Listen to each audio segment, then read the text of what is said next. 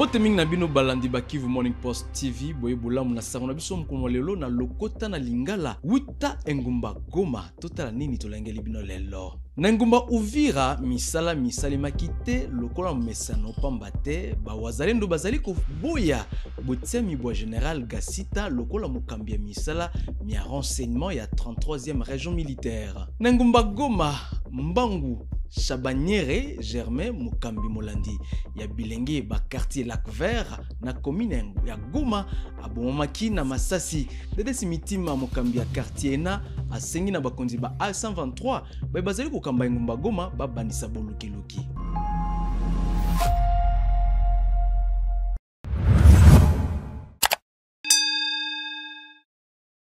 Mboteli suna bino banso. Nangumba Uvira misala makite pamba te ba wazalendo bazali koboya botiami bwa General Gasita lokola mokambi ya misala mia renseignement ya 33e région militaire wita tongo ya mukolo mwa lelo misala miso miteli misamaki nzokande Bernard Tondo molobeli wa ba wazalendo na ngumba Uvira asakola kiete General Gasita akimaka mpe atikaka basoda na bitumba Talantina akokite kobanda musala moye obisika bina. Des brassages faits par les organisations des Nations Unies et en République démocratique du Congo qui ont formé la FARDC et la plupart d'entre eux sont en train de fuir. Ils sont à l'obédience du Rwanda.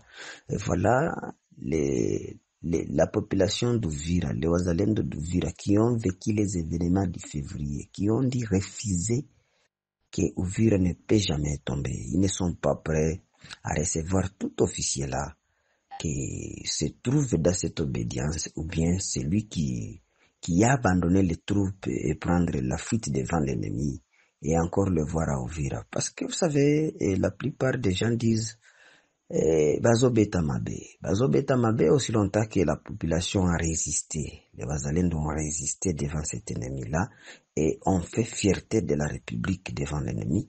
Et que vous, comme officier, vous venez encore après une résistance et on vous remet l'entité pour la faire tomber.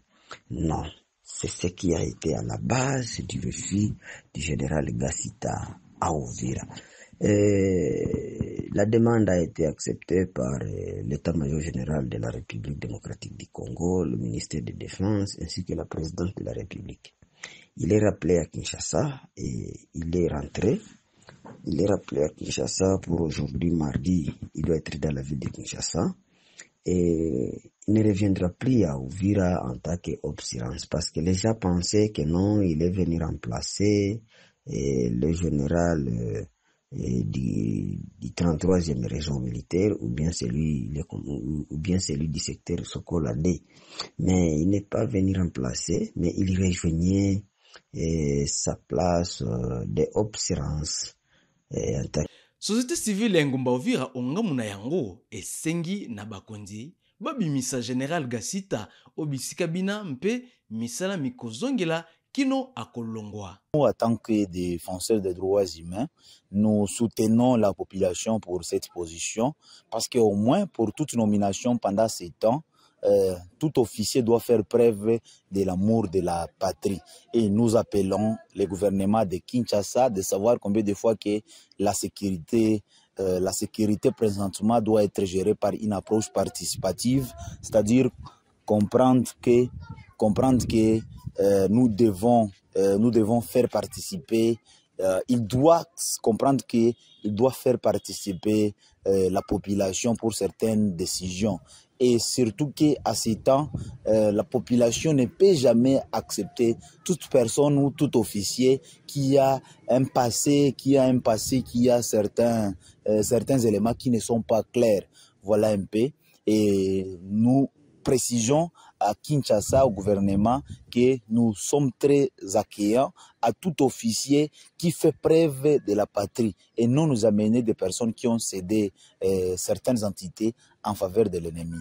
Nangumba Goma, Mbangu, Chabaniere, Germain, Mokambi Molandi ya bilenge ba quartier Lac Vert, abomaki na Masasi lobiloleki na mpokwa tango azalaki kozonga ondaku na ye de desimitima Mokambi ya quartier na apameli likambo lina mpe asengi na bakonzi ba A123 baye bazali kokamba engumba Goma babandisa bolukiluki na tinete baye basalaki likama lina bapesama etumbu esengeli. Kwa majina ni Dedesi Mitima, nikiwa kiongozi wa kata Lac Vert.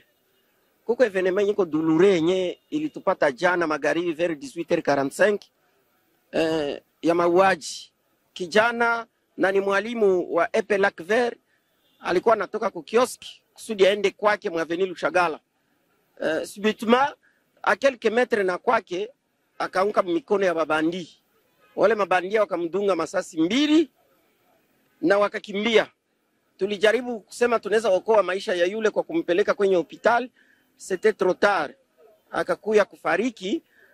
Sino hali yenyewe tunaikondane sana, sababu yule ni kijana mashauri ambaye tuliishi naye, tulifanya kazi mingi pamoja na yeye, lakini kwa bahati mbaya adui ameingia na kumaliza maisha yake. Bwana mpasha habari, hakuna mtu alimpora mali bwana mpasha habari, sababu yeye haiko politicien, haiko mtu yoyote ule, ni watu ambao tu na nia mbaya, sababu hakuna kitu walipeleka nyumbani, hata kwa mfuko wake hakuna kitu walipeleka.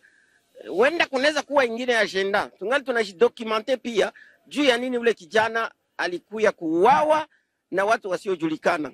Ile naonesha kwamba mabandia wangali wengi ndani ya kata Lac Vert. Kijana ni Germain, wa familia ya ex chef de quartier honoraire, ni fils aîné wake ambaye alikutiwa ndani ya ile shida jana magharibi. Asante mpasha habari. Nitakwambia kwanza, tumepita miezi 3 ya usalama. Hakuna shida yote ambayo tulipitia, sababu tulijiunga tukakuwa mtu mmoja. Lakini kumekuwa sasa vile kuachilia kwa watu, sababu ni sharti kwa kutafuta usalama ikuwe mchango ya kila mtu. Wewe na mimi na mwingine tulete habari kwa wakati kusudi tuweze kuweka nje wale mabandia ambao wanatutatiza. Na ujumbe nakuwa kwa raia ni kwamba wasife moyo, sababu kuna habari nyingi ziko zinapita kwa reseaux sociaux kwa kutaki kushutumu huyu au ule ambaye yeye ndio alifanya ile kitendo. Hapana, nikusema tukuwe na confiance kwanza na service zetuko nazo, sababu mimi nawaza wako wanafuatilia zaidi kusudi waone ni nani mhalifu ambaye ilisababisha kifo ya ule mtoto. Na mpaka na pale hatutavunjika moyo. Raia ya kwangu, tuungane mkono, tutumike tena vizuri zaidi. Sawa gisi tulitumika ndani ya hii miezi 3 ambayo ilimalizika, hatukukuwa na maafa yoyote ile. Ndio, bandia alikuwa anakuja, anabeba simu ya mkono, anabeba pesa, lakini kwa hali ya uwaji mpasha habari, inaleta uchungu sana ndani ya roho. Kwa nini ule kijana ni mwalimu? Jana ndio walifungua masomo na anauawa ile jana. C'est-à-dire inomba documenter tena davantage, tujue ni nini sababu iliacha yule kijana anadungwa masasi wanampasha habari. Kwa ile sasa jioni tulijaribu kusema tunaweza sauver vie, tukampeleka ku morgue, yani kwa hospitali ya CBK. Ilikuwa ishakuwa trop tard, akapoteza maisha yake. Nikusema jamaa iko na jiandaa kuona namna wanaweza zika ile mwili, na ninapatia pole tena kwa familia ambayo imempoteza yule kijana, na kwa le corps enseignant pia ambao wamempoteza mwenziwe. Epe Lac Vert iko na kilio, na tuna accompagner, tuna compatir pamoja na wale viongozi kwa hali ambayo imewapata jana jioni tariki 1 ya mwezi wa 9 mwaka huu.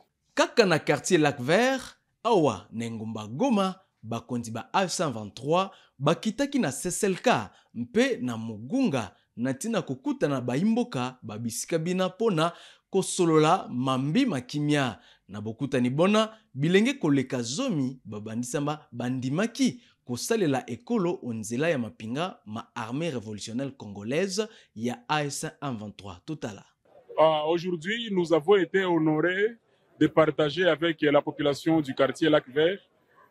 Comme d'habitude, nous avons opté pour la descente sur terrain en vue de favoriser un dialogue entre la population et nous, le mouvement FCM 23. Comme d'habitude, partout où nous passons, c'est les mêmes résultats. Donc, la population est informée de notre projet de société et puis s'ensuit l'adhésion massive de la population à notre projet de société. Et cerise sur gâteau, il y a des jeunes qui adhèrent et qui intègrent l'armée pour aller intégrer l'ARC, l'armée révolutionnaire congolaise. En tout cas, si les plans sécuritaires, selon les prévisions, Il y a une période que les services de sécurité nous ont donnée pour pouvoir avoir zéro insécurité dans la ville de Goma. Sur l'échelle de la mesurette de sécurité, nous sommes déjà à 6, 7 et nous aimerions vraiment atteindre 10 dans peu de temps. Donc, il y a eu beaucoup d'armes qui ont été distribuées par les régimes de M. Chilombo. Alors, les ramasser, c'est tout un processus. Il faut la participation citoyenne, il faut l'accompagnement de toute la population. Et puis, et nous avons des services spécialisés qui font le reste du travail. Vous savez, pour la branche militaire, il faut tout d'abord être congolais, de nationalité. Vous êtes né au Congo, des parents congolais, ou alors vous êtes né à l'étranger, des parents congolais qui ont quitté leur pays à cause des problèmes d'insécurité. Vous êtes né en Ouganda, au Rwanda, au Maroc, aux États-Unis. Vous êtes les bienvenus. Et puis le deuxième critère, il faut que vous ayez atteint l'âge de la majorité. Donc la loi congolaise définit l'âge de la majorité à 18 ans révolus. Là, vous êtes les bienvenus, que vous soyez aussi en bonne santé. Sinon, vous savez, les premières semaines, là, ce sont des exercices physiques. Et si vous n'êtes pas en bonne santé, si vous avez une maladie chronique, en tout cas, vous n'êtes pas les bienvenus. La deuxième catégorie, ce sont les cadres politico-administratifs. Vous savez, le Congo a une administration vraiment super. Le Congo a des lois, des bonnes lois vraiment. Mais le problème, qui seront les exécutants? Donc, les cadres politico-administratifs qui sont chargés d'exécuter ces lois-là, que nous sommes en train aussi de recruter. Je n'ai pas encore vu le nombre, mais il continue à entrer. Moi, je vois déjà une vingtaine qui a volontairement accepté d'intégrer. Et puis, ils seront nombreux, nous espérons. Ça a été un succès avec l'accompagnement de tout le monde. Le dialogue a été bon. Vous avez vous-même vu. Et nous vous remercions aussi. Baibo kengi baebaki bongo na kotia maboko na bato basatu baye bazeli kofunda makozangisa baimboka kimia na quartier ena ya Lac Vert. Mie nashukuru Mungu kwanza, hii guvernema yetu yenye iko naishukuru sana. Huyu baba Kazaro anaishi hapa mwa hii parseli ya General Simiti miaka ya mingi, lakini tatizo yake anawisha tumbagu ya makali, batoto badogo bamusika maki ishakuwa saa tolerance. Watoto badogo walishaharibikia umu, batu ba mwizi banakuyaga banakunyia matumbagu hapa, tunapana maraporo, banamubeba banamurudisha. Kwa hii guvernema yetu tulimupana bakimurudisha mara pili. Mimi nakuwa ndiyo hii ya mupya walimubeba mara pili bakimurudisha. Mie nikuwa victime mwa hii nani kumupana. Juu mie nilishateseka sana. Batu kupita hapa aka kanjia kanakuwaka hapa, ugepita aka magharibi banakubeba telefoni. Juu ya hiki kenye wanachezaka hiki kenye kiko hapa. Kisha huyu nani huyu nani Kazaro anatia mule munakuwa watu na milioni, unawakuta hamo sasa unamuuliza ni banani, unakuta wako navuta bangi. Sasa unamwambia ni banani, wanakukimbiza na majiwe paka mubarabara wanakutafuta na kwako. Mie nilikimbia juu ya wale wavuta bangi bako nakuya nikamata na kwangu. Ase mie niliona guvernema ya nane ya mpya ningepana Kazaro bakemufunga niende muleta. Sikuenda muleta nyuma nikeona narudia hapa. Hatuye giza lirudiaga, hatuye na wenyewe walimfungaga walimrudisha namna gani. Na giza naharibisha mazingira sana. Haiko yake alikuyaga tu na baki yako barabara getiamo kibashe ni ya Simiti. Ni General Simiti, ni ya baba yake na General Simiti. Wale wajene wenyewe walikuwa wanakuya hapa, mie ni shauri ya kubapatia ya kutoka mwa ile nane yenye bako amo. Haiko nane ya mzuri, haiko kompletema ya mzuri. Ni vitu vya kuharibisha hakili. Kusudi usijiweze kujikamata wala usifanye zara ya kujikamata nani mubaya. Mimi ni Dedes Mitima, kiongozi wa kata Lac Vert. Hawa bwana ambao wamekamatika wanaishi ndani ya kanyumba kenye unaona kabashi. Ni nyumba yenye unaona gisi biko na vidula, wanatosha ndani vitu vingi vya raia. Na iligunduliwa makati yenye chama ilikuwa kumobilize ba jeune, ilikuwa activité de routine hapa kuseselka. Ndani ya ile mtindo wa kufanya kazi tukaambiwa na raia kwamba hapa kwa wavuta bangi. Nguvu zenye chama iko nazo wameniunga mkono, tumesaidiana kusudi twende tuwakague na wamepatikana na vitu mbalimbali, masasi, nguo za kijeshi, visu. Anaonekana sasa vile mchinja yeye peke yake na zaidi ya visu 10. C'est-à-dire usalama tulikuwa tunakosa hapa ni kwa ajili ya huyu mzee, sababu alikuwa anausha bangi na bangi imepatikana kwa wingi. Vijana wote wa kutoka ngambo ya juu na ngambo za Ndosho na kadhalika, hii ndio fasi yao kwenye wanakuja kuvutia bangi. Ni kusema raia watafurahi sababu usalama yao hapa KCCLK inataka kurudi sababu ya kazi kubwa ambayo chama imefanya. Hawa watu ni wakaaji, walikuwa wengi sana, wamoja wamekimbia. Unajua bandia na anakuwa na sixième sens quelque part. Wakati yenyewe waliona tunatafuta ingia ndani ya kazi, aliyekuwa mwepesi amekimbia. Hawa ni wakaaji, unaona hapa kwenye naishi ni mwa hii rompwe. Mtu anaweza pita njia ya Kituku au njia ya barabara kubwa, hautajua kama anafanyaka operation hapo. Nikusema leo imefika mwisho. Moto motumbaki ndako ya musala ya quartier Kasika na commune ya Karisimbi awa na Engumba Goma. Bakambi ba quartier ena bazali kobanga ete moto mona mopelisama na bato baye bazali na makanisi mabe. Boluki bobanisamaki pona likambo liye. Eto quartier Kasika, Subi Paul, chef de cellule a joué Konde. Quartier Kasika kuna 3 selile, make mimi niko mmoja viongozi kwa ile maselile 3. Jana le premier na 19h30 tulikuwa alerte na population, tuliona moto natokea ku bureau kwa ofisi ya kata kwa kuya mbio. Malheureusement tukakutana deja nani charpente yetu ya bureau quartier shakamata moto, tukaita ati incendie ikafika. Malheureusement ilikuwa tardivement, malgré balijikata wakakuya kwa wakati, mais bali réussir ku neutraliser moto, mais vitu yote ilikuwa bisha deja arivika na kulungula. Paka saa hii hatujua origine, ni watu tu ya nia ambayo tunawazia venye walitia moto. Juu pale nyuma ya office kulikuwa ka biro ka la polisi kambao, ndio kwenye moto ilianzia yako. Sasa walilunguza ile ndio ikakamata charpente ya biro na ndio vile kalungula. Mais ni watu wenye viko enkoni, mais watu ya nia mbaya. Dega iko déplorable, wanampasha habari sikudanganye. Tout a été calciné sauf rien. Ma documents zote za kiongozi, vyote vilikuwa mu biro, hakuna hata kitu tulirekipere. Tunarekipere ke ni sandre tu, njo na mamisumari njo tunarekipere, me vyote kisi vinakuwa mu biro, vyote vya biro vya administration, vyote vya marecensement, vyote vya bakadre de base, maraporo zabo zote zililungulia mule. Moi je pense que ni problème tu ya sensibilisation ku population. Juu la plupart hii makaya incendie kwa ma sorte za mingi. Kuko hii yetu ilikuwa incendie tunaweza iteko criminel. Ni watu tu ya nia ambayo ndio walifanya. Mena kwa ile mengine ma incendie na kuwaka juu ya peut-être imprudence ya mafiga na ingine kwa imprudence peut-être ya ma ménage. Mais hii wana ingine na kwa juu ya kura, mais hii yetu ilikuwa ciblé na watu walifanya vile walijitayarisha. Shie iko parmi ma incendie criminel enye ilifanyika kubiro kwa ofisi ya kata ya quartier Kasika. Gari ya anti-incendie haikuwa na retard comme tel, juu mu 10 minutes balikuwa balishafika. Malheureusement unajua nyumba ikisha kamata surtout plafond kisha kamata mbao, hata mu 3 minutes unakutana deja yote naisha. Mais tunabaremercier juu abangelifika, bajirani nao wangekuwa contaminé. Mais moto ilisha tu kubi ofisi ya kwetu juu anti-incendie ilifika kwa wakati. Labda tunaweza lomba jogo bakubwa compte tenu na ma incendie ziko repetitif mu vile ya Goma, banaweza njo nani ku augmenter ile magari ya anti-incendie. Omo hata kama inaweza kuwa moja zikuwa hata 4-5 mu vile ya Goma zitakuwa natusaidia kutumika rapidement. Neno ya mwisho ni kuomba tu wakubwa watusaidie. Unaona quartier Kasika ku quartier kabambi sana na ni quartier nyaizi ishi bila biro.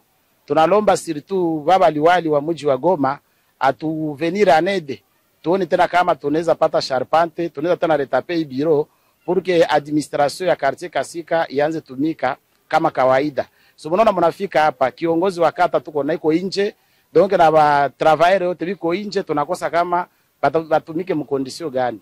Saada kwa baba liwali, baba maire de la ville na bourgmestre bajiemprenye juu ya ika le plus tôt possible tupate ngine biro ya kutumikia yako. Naitika kwa jina la Kipala Mwekwa Petit Kadena, niko kiongozi wa selile BAD mu quartier Kasika. Bon, normalement ile saa tulikuwa tunaenda kupanga benzetu watenda ku mapatrouille. Juu wanaanza kufanya leo mapatrouille ziko mixte, inakuwa basoda na ba civil. Mwele ma 19h tuko tunajiprepare tuanze mapatrouille, njo tulisikia banatuita kama biro ya quartier inalungula. Na saba lituita tulifanya ni kuita kwanza protection civile, me balituonesha kama kuko batu balipita hapa ku biro abakubaona, lakini inaweza kuwa abo njo balilunguza kabiro ke kalikuwa pale nyuma kambao kenye la polisi ilikuwa kanatumikia mo zamani, na kale njo kenye kaliweza kutuma biro yetu kabambi na kamata charpente na toitire yote, donc ililungula a partir ya vile. Kusema ni nini, maji lisha mwangika, haiwezi tena kuzoeka, na kila probleme inakuwa na solution. Na waza ingilikuwa heri bourgmestre, maire de la ville na gouverneur bangali gisi wanaweza saidia quartier Kasika kuijenge ya biro. Milumi ya kubundisa bokono bwa poliomyélite mikobanisa malobi mukolo mwa misato ya sanza ya libwa bana na motango mwa milioni moko na nkoto mitano na tuku mwambe na sambo bakopesama mangwele. La campagne de vaccination contre la poliomyélite débute ce mercredi 3 septembre 2025 sur toute l'étendue de la province du Nord Kivu sous administration de l'AFCM 23. C'est le directeur du cabinet représentant personnel du gouverneur de province du Nord Kivu, Vincent Tengera, qui a officiellement confirmé l'arrivée à Goma, chef-lieu de la province du Nord Kivu, ce mardi 2 septembre 2025 de plus de 2 880 doses de vaccins au cours d'une réunion préparatoire de vaccination tenue au gouvernorat des provinces avec le comité provincial de coordination de la campagne de vaccination contre la poliomyélite et autres organisations humanitaires de santé. Pendant 3 jours, soit du 3 au 5 septembre prochain, plus de 1 587 000 enfants dont l'âge varie entre 0 et 59 mois sont attendus pour cette campagne de vaccination. Le chef de division provinciale de la santé, Dr Biya Kizinkiko, relève que toutes les dispositions logistiques sont déjà prises pour la réussite de cette campagne. Et la fois passée, on avait annoncé que nous avions une campagne de vaccination, mais les intrants n'étaient pas encore disponibles. Et aujourd'hui, nous venons de remarquer qu'il y a des avancées significatives par rapport aux préparatifs dans des zones de santé, et même le vaccin maintenant est arrivé au chef-lieu aujourd'hui. Et on commence la distribution des vaccins dans les zones de santé. Et demain, c'est prévu que l'autorité provinciale puisse lancer cette campagne pour que ça commence dans la partie sud. Signalons que la stratégie adoptée par le programme élargi de vaccination, PEV en sigle, les vaccinateurs passeront de porte à porte pour administrer aux enfants la dose de vaccin afin de les prévenir contre cette pandémie mondiale. Toutes les dispositions ont été prises par les autorités pour que les vaccins arrivent dans ces zones de santé et pour que les enfants aussi qui sont dans ces zones puissent être vaccinés. Et je pense qu'on va y arriver, surtout que pour le moment, il y a certaines zones enclavées où le vaccin est déjà arrivé et même les superviseurs sont déjà arrivés dans ces zones de santé. Et par rapport aux durées, ça va prendre 3 jours. Ça signifie, le lancement, on lance demain. Si on commence la campagne, ça fera 3 jours. Le lancement, c'est demain, mais après-demain, dans des zones de santé, on peut commencer la campagne pour faire 3 jours et terminer la campagne. C'est demander à tous les parents de disponibiliser les enfants pour que les enfants de 0 à 59 mois soient vaccinés. La stratégie, c'est porte à porte. Ça signifie si les enfants sont disponibles à la maison, les vaccinateurs vont passer pour les vacciner. Et si les parents ne seront pas à la maison, ont d'autres activités, c'est de laisser ces enfants à une personne âgée qui peut présenter les enfants aux vaccinateurs pour qu'ils soient vaccinés. Signalons que la poliomyélite est une maladie grave et dangereuse qui rend l'enfant infirme toute la vie. Tala suka basango na biso mkomo lelo batata pe ba mama matondo mingi na bino banso baibolandaki biso botikala malamu o mabota mabino banso pe tokuta na susu mkomo lobi.